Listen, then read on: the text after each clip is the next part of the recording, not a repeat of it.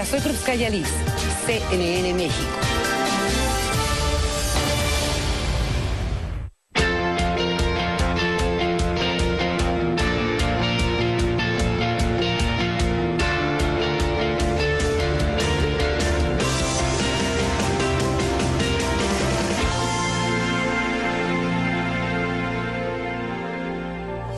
Buenas noches, bienvenidas y bienvenidos.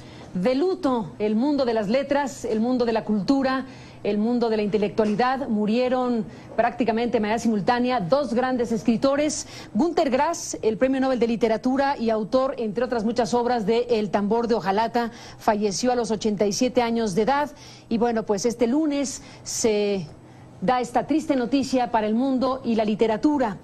Luto, desde luego, hay por la muerte de el entrañable Eduardo Galeano, este escritor y periodista uruguayo, autor, entre otros muchos, del libro Las venas abiertas de América Latina. CNN y este programa hemos decidido transmitir precisamente una entrevista que sostuvimos con Eduardo Galeano en octubre de 2012, el 24 de octubre de 2012. Vaya esta retransmisión a su memoria. Gracias al escritor Eduardo Galeano. Él no quiere que le llamemos maestro, pero me va a disculpar.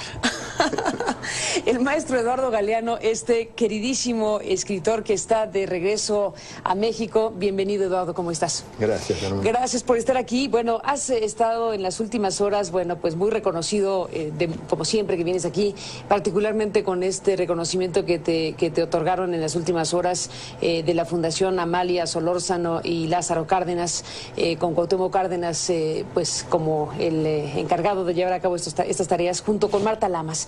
Y bueno, a partir de ahí se abre la posibilidad de platicar contigo en este programa de nuevo, cosa que te agradezco muchísimo. Lo que quieras. Y bueno, podría tomar 20,000 temas porque sé que cualquiera, para efectos de una reflexión, pensamiento, estás siempre listo. Conversábamos antes de entrar al aire, precisamente en esta conversación aquí en la Ciudad de México, sobre esto que son los hijos de los días. Y bueno, es un conjunto de cosas. Solo con leer la contraportada uno podría imaginar una y mil cosas de lo que has investigado, de lo que has escrito, de las revelaciones. Es un calendario, ¿viste? Es un calendario. De cada día brota una historia. Oye, pero de cada día brota una historia. Me decías hace unos momentos, y déjame empezar por ahí. Sí. Mandela. Sí. Mandela y el terrorismo. Sí. Te puedo decir, porque lo que está en el libro es algo que un día yo descubrí y que me di cuenta de que nadie lo sabía o que muy pocos lo sabían. Yo digo, bueno, vale la pena escribir para difundir algunas cosas que la mayoría de la gente ignora o que yo mismo ignoraba. Nelson Mandela figuró en la lista de terroristas peligrosos para la seguridad nacional de los Estados Unidos durante 60 años. Nelson Mandela, terrorista, hasta los 60, durante 60 años hasta el año 2008. Ya cargando el premio Nobel. Sí, ya tenía premio Nobel, era presidente de África del Sur. ¿Y cómo se mantuvo una lista de terroristas? No, ya estaba en la lista de terroristas, hacía 60 años que estaba en la Nunca lista lo de quitaron, terroristas. para Nunca lo decirlo quitaron, así. nunca lo quitaron hasta el año 2008, que ahí dejó de ser terrorista. Menos mal, un terrorista. Dejó de estar en la lista. Un terrorista menos, todos suspiramos aliviados. Pero el terrorista era Nelson Mandela, el africano más prestigioso de todos. Entonces uno se pregunta, pero ¿qué tiene de serio este asunto? ¿O será un burdo pretexto, nada más que una coartada para justificar los crímenes que los amos del mundo cometen impunemente, siempre en nombre de la lucha contra el terrorismo? ¿Qué hay de serio en eso? Si el terrorista era Mandela, por favor, yo no me lo creo. Entonces acá en el libro lo que yo hice fue poner, si querés te lo leo porque es muy cortito, sí, lo que yo proponía, ya que dicen que la lucha contra el terrorismo es una lucha seria. Bueno, yo proponía... ¿Propones cosas? ¿Galeano claro, propone algo? A ver, venga. Sí, septiembre 11, porque es el día... el calendario, sí, el Día universal contra el terrorismo. Entonces yo propuse, digo, bueno, vamos a ser serios entonces, que el mundo entero se llena de carteles que digan, en el Día de la lucha contra el terrorismo, se busca a los secuestradores de países, se busca a los estranguladores de salarios y a los exterminadores de empleos, se busca a los violadores de la tierra, a los envenenadores del agua y a los ladrones del aire, se busca a los traficantes del miedo. Yo sé que estas iniciativas mías no tienen menor posibilidad muchos de visos de prosperar, pero no es mala idea. Pero no está mal decirlas, por lo menos. Decir que lo del pretexto es las más de las veces. Alguna vez no, pero en general es nada más que una coartada. Ahora, en este libro del que nos estás hablando, Los hijos de los días del siglo XXI, oye, le quitas, bueno, no tú, pero nos revelas cosas donde se quita una parte muy importante de las historias archiconocidas. ¿Y dónde quedó la manzana de Adán y Eva? O sea, resulta que no. En la imaginación de los pintores. No tal. No, porque en el Génesis no figura. También se puede contar la historia al revés. Quizás fue al revés, ocurrió al revés. Quizás Eva no pidió nada, ni exigió nada. Nada. Fue Adán el que eligió morder la fruta prohibida. Me gusta esa reescritura, fíjate. Sí. Que Adán decidió morder la fruta prohibida, que no sé cuál habrá sido, pero en todo caso la que fuera, cuando se enteró de que ya Eva la había mordido, de que ya Eva había sido condenada a la expulsión. Fueron los primeros exiliados en la historia de la humanidad, ¿no? Adán y Eva, condenados al exilio, expulsados del paraíso. Pero ya Eva había sido expulsada, porque ya había mordido la fruta prohibida. Y entonces Adán elige libremente compartir su destino y pierde el privilegio de la inmortalidad. Como una elección. Y se hace mortal, pero mortal acompañado. Mortal por elección. Un momento, vamos a la pausa y me lo cuentas. Sí.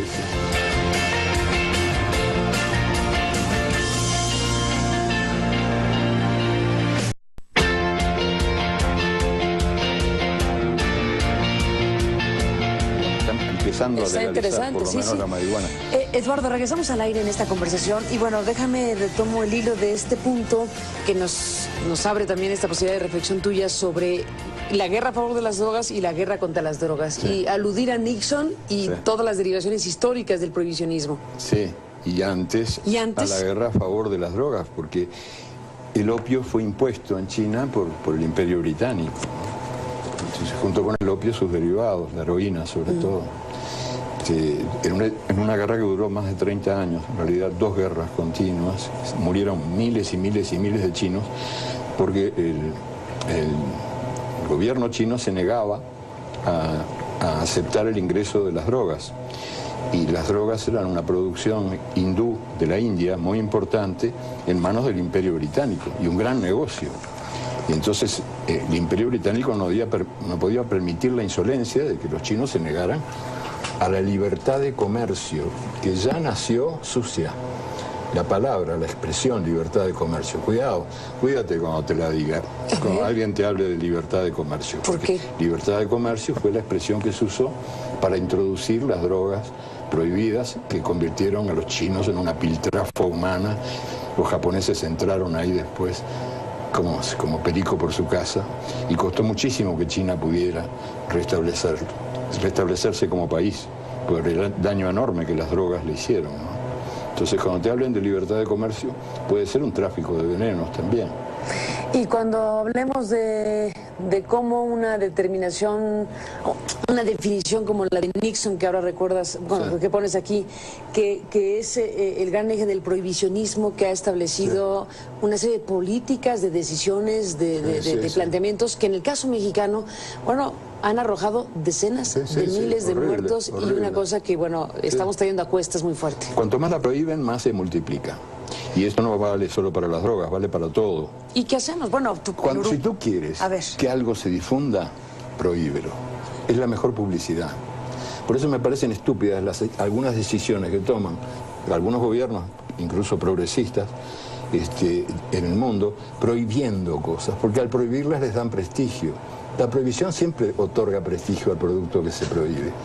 Entonces es la mejor publicidad que las drogas reciben, y la prueba está que cuanto más decretos, leyes, declaraciones, discursos y fondos públicos utilizados para erradicar el comercio. Pero entonces, ¿qué haces, Eduardo? Dices, por ejemplo, recordando la historia que quedaron como piltrafa, los chinos que al final de cuentas fueron sometidos a libre flujo de las drogas. Bueno, entonces, ¿qué hace la humanidad? ¿Qué hacen los seres humanos? ¿Qué hacen los gobiernos? Bueno, obviamente legalizarlas. ¿Punto? Obviamente. Las drogas no se legalizan porque son el negocio más jugoso del mundo actual. Rinde más que ninguno otro, más que la venta de armas, la venta de drogas. El tráfico de drogas es una mina, otra que de oro, es una mina de drogas, o sea, vale más que el oro. Y por eso es que no se legaliza, porque es el gran negocio de los grandes bancos y de los grandes traficantes que desde los países dominantes celebran esto que dicen prohibir. Lo celebran porque les da ganancias. Es la única explicación racional. Por supuesto que las drogas tendrían que ser legalizadas para poder ser controladas, pero ahí se les acaba el negocio.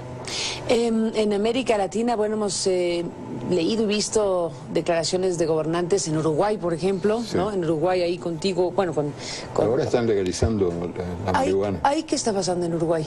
Se está legalizando la marihuana, están en un proceso y bueno, es un tema muy discutido, muy complejo, no es tan sencillo como lo estamos contando ahora, no, bueno. Pero bueno, viviendo en México y siendo mexicana de pura estirpe, como tú sabes perfectamente bien a lo que ha conducido esta reiteración de prohibiciones cada vez más cargadas de dinamita que han explotado al revés.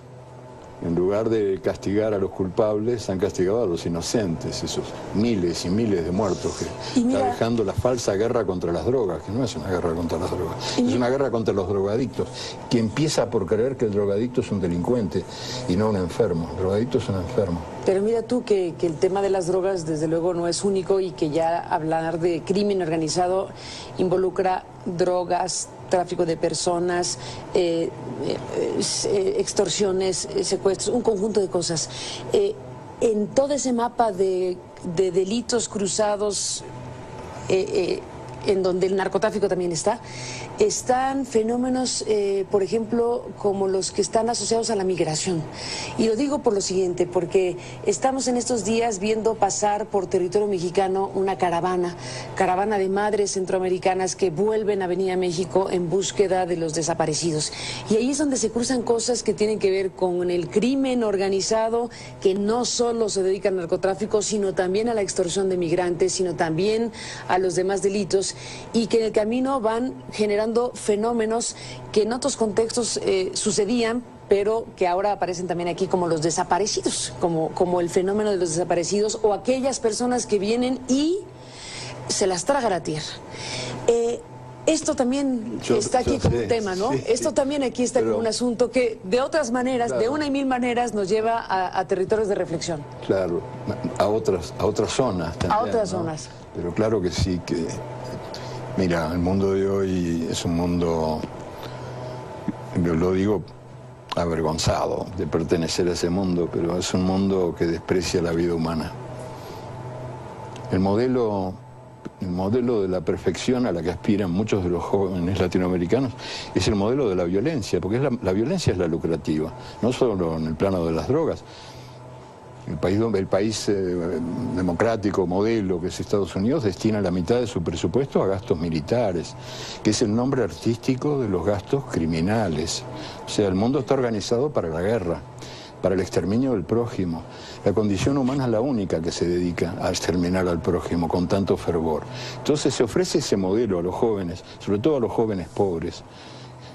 Y bueno, a ver, siguiendo una vida honesta y trabajando o dejándose explotar 8, 10, 12 horas por día, ¿cuánto puede llegar a ganar un muchacho? Y bueno, en cambio, la droga o las mil y una formas que ofrece ahora el AMPA moderna, les dan muchísimo más de ganar. Pero además, en el libro yo hablo de otros desaparecidos. A propósito de las desapariciones que decías, no solo de algo que está mucho en el libro, por razones obvias. Yo viví en la Argentina, que es el país donde hay una mayor cantidad de desaparecidos, incontables, porque muchísimos no figuran en las listas, ¿no? Y viví todo ese proceso muy de cerca, entonces en el libro recogí algunas historias de desaparecidos. Entre otras, las que me resultaban menos trilladas, digamos, las que ofrecían otros puntos de vista, ¿no? Por ejemplo, la historia de un chico que sobrevive, uno de los sobrevivientes en los cuarteles, y que se había hecho amigo de otro preso que fue, y este era el lenguaje militar, trasladado. Cuando venía la orden de trasladar a alguien, eso significaba que iba a desaparecer, que se iba a convertir en nada, que iba a desvanecerse en la neblina del olvido eterno. Y entonces se entera este chico que su mejor amigo va a ser trasladado. Y ese mejor amigo, los dos de 18 años, 17, 18 años, peligrosísimos terroristas que practicaban, imagínate, la agitación universitaria, estudiantil. A los 18. Sí, peligrosísimos terroristas muy temibles, casi como Mandela. Bueno, y él se entera de que su amigo va a ser trasladado, y su amigo lo busca y se van a despedir. Y su amigo le dice, tengo algo que decirte, tengo algo que decirte. Yo nunca hice el amor. Y ahora me van a matar sin haberlo conocido. A mí me gusta siempre tratar de ver las cosas desde otros puntos de vista, ¿no? Puntos de vista no trillados, no habituales. En ese minúsculo diálogo hay una tragedia espantosa. Inmensa del chico que sabe que va a ser trasladado. Sí, yo nunca hice el amor. Sí. Bueno, hay un texto sobre desaparecidos que también intenta que ese tronco tenga otras ramas, ¿no? Que conduzca a otras cosas, porque estamos muy dominados por una cultura del desvínculo, que divorcia todo lo que toca. Entonces no estamos acostumbrados a relacionar una cosa con otra. Entonces yo digo... Déjame regresar después de esta pausa. Sí.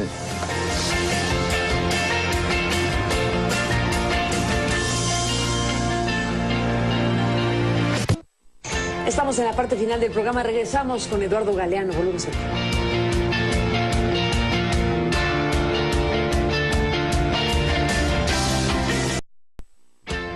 Venga, Eduardo Galeano, regresamos ahí. ¿Ibas a leer algo? Sí. A propósito, el 30 de agosto. Porque 30 de agosto de los Hijos de los Días. Hijos de los Días porque fue una frase que yo escuché en una comunidad maya hace muchísimos años y me quedó grabada, que decía, nosotros somos hijos de los días. Los mayas creen como que el tiempo es el papá y la mamá del espacio, o sea que es el tiempo quien funda el espacio. Teoría que Einstein le otorgó categoría científica, pero Einstein era maya sin saberlo, porque es la única cultura que lo dice. Y entonces en esa comunidad donde yo estuve un tiempito, un día me dijeron, ¿no? es que somos hijos de los días. Me gustó tanto la expresión que quedó guardada dentro de mí y después apareció como título del libro. ¿Título del libro? Qué claro, bien. Porque yo digo, si somos hijos de los días, bueno, pues cada día debe tener por lo menos una historia que contar. Porque si somos hijos de los días, no habrá día en el que no haya ocurrido algo. Exactamente. En la vida de cada persona. Entonces, bueno, agosto 30 es el día de los desaparecidos. Desaparecidos. Los muertos sin tumba, las tumbas sin nombre. Y también los bosques nativos, las estrellas en la noche de las ciudades, el aroma de las flores, el sabor de las frutas, las cartas escritas a mano, los viejos cafés donde había tiempo para perder el tiempo, el fútbol de la calle, el derecho a caminar, el derecho a respirar, los empleos seguros, las jubilaciones seguras, las casas sin rejas, las puertas sin cerradura, el sentido comunitario y el sentido común. Y después, lo habíamos conversado off the record ahí entre los dos, pero yo te había... De un desaparecido de la historia que es Simón Rodríguez.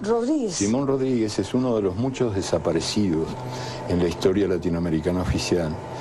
Virtualmente desaparecido, porque conocido por muy poquitos. ¿Y quién era Simón las Rodríguez? estatuas que faltan son casi tantas como las que sobran, lo que ya es decir, porque las que sobran son muchísimas. Y una de las estatuas, yo no creo en las estatuas tampoco, no creo en el mármol ni en el bronce, creo en la carne y en el hueso, pero Simón Rodríguez merece estar vivo en la memoria de todos los latinoamericanos, porque él fue un hombre con una visión de las cosas, por eso fue incómodo. Bolívar lo había designado para crear una revolución educativa desde Cochabamba, y lo hizo. Creó escuelas que mezclaban a los niños y a las niñas, a los pobres y a los ricos, a los indios y a los blancos, y que además mezclaban lo que era un pecado capital para nosotros, que habíamos heredado la concepción ibérica del desprecio a la mano, ¿verdad?, a la mano humana. Fíjate que recién hacia 1880 y pico la corona ibérica resuelve que no pierde el título de hidalguía, el derecho a ser llamado don, el hombre que vive de sus manos. Y entonces don Simón Rodríguez desafió eso.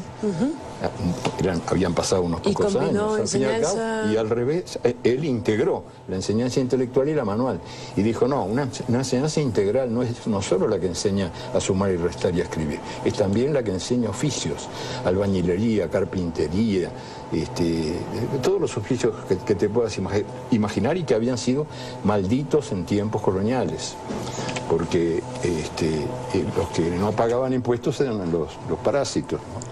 O sea, sobre todo los parásitos militares. Y tú dices, hay que rescatar la memoria de ese desaparecido Simón Rodríguez. Simón Rodríguez como un símbolo de los héroes de verdad, que son los que nos falta conocer, ¿no?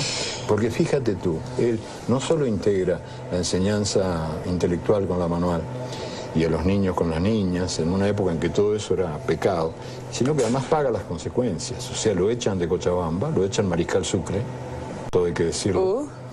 Lo echa el Mariscal Sucre porque está corrompiendo las costumbres. Y entonces este corruptor de costumbres pasa todo el resto largo de su vida, bueno, ya viejo, como a los 80 años, a lomo de mula, recorriendo Hispanoamérica y predicando en vano. Y era alguien que hablaba directamente a las clases dominantes, a los que mandaban, a los nuevos amos, diciendo: no somos independientes. Es mentira, la independencia es mentira, decía don Simón Rodríguez. Independiente es quien piensa con su cabeza, quien siente con su corazón, quien camina con sus piernas. No somos independientes.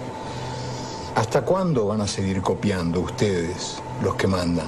¿Hasta cuándo? Copiones. ¿Hasta cuándo? Copian todo lo que viene de Estados Unidos y de Europa, todo.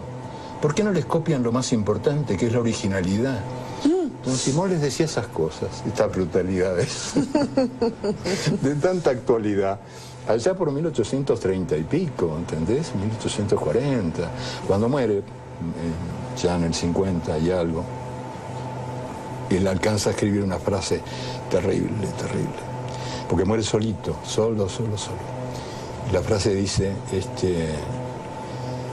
yo quise hacer de la tierra un paraíso para todos y la hice un infierno para mí. Eduardo Galeano, se nos acabó el tiempo, pero ha sido un gusto, como siempre, escucharte. Como siempre. Gracias por estar en este programa y gracias por permitirnos escucharte en algunos de los fragmentos de Los Hijos de los Días y lo que hemos conversado. Gracias por estar aquí. Chao. Gracias a Eduardo Galeano y gracias a usted. Hasta la próxima.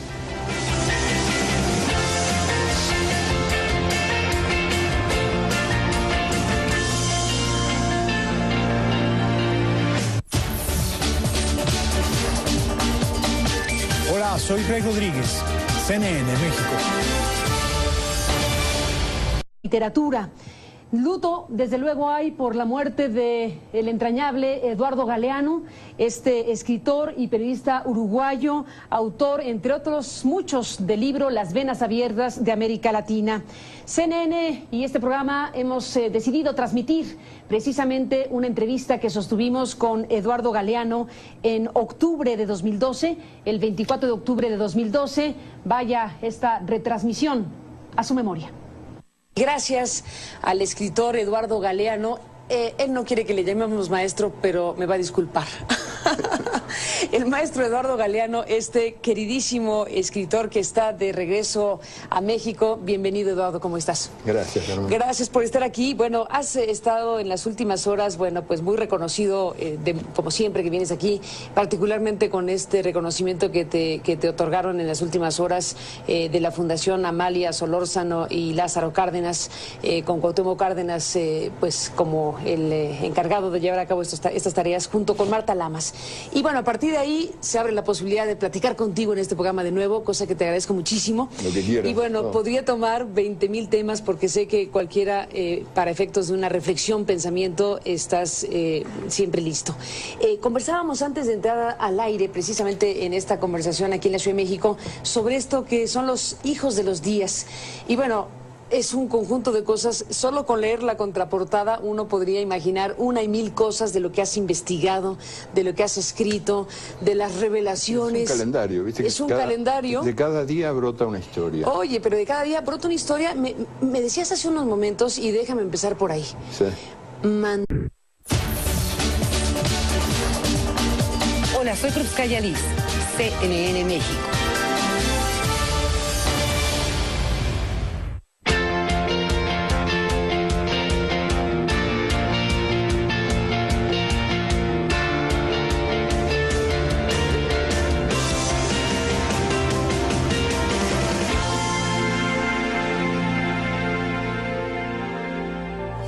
Buenas noches, bienvenidas y bienvenidos.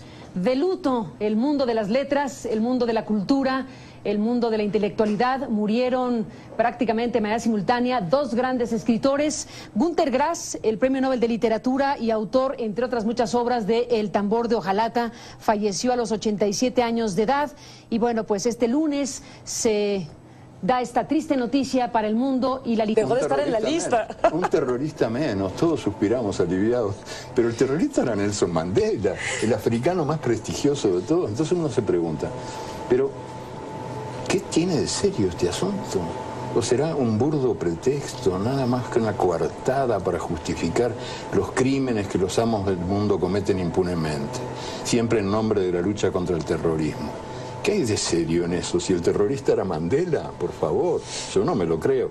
Entonces acá en el libro lo que yo hice fue poner, si querés te lo leo porque es muy cortito, sí, lo que yo proponía, ya que dicen que la lucha contra el terrorismo es una lucha seria. Bueno, yo proponía... ¿Propones cosas? ¿Galeano propone algo? A ver, venga. Sí, septiembre 11, porque es el día... el calendario, sí, el sí. Día universal contra el terrorismo. Entonces yo propuse... Mandela. Sí. Mandela y el terrorismo. Sí. Te puedo decir, porque lo que está en el libro es algo que un día yo descubrí y que me di cuenta de que nadie lo sabía o que muy pocos lo sabían. Yo digo, bueno, vale la pena escribir para difundir algunas cosas que la mayoría de la gente ignora o que yo mismo ignoraba. Nelson Mandela figuró en la lista de terroristas peligrosos para la seguridad nacional de los Estados Unidos durante 60 años.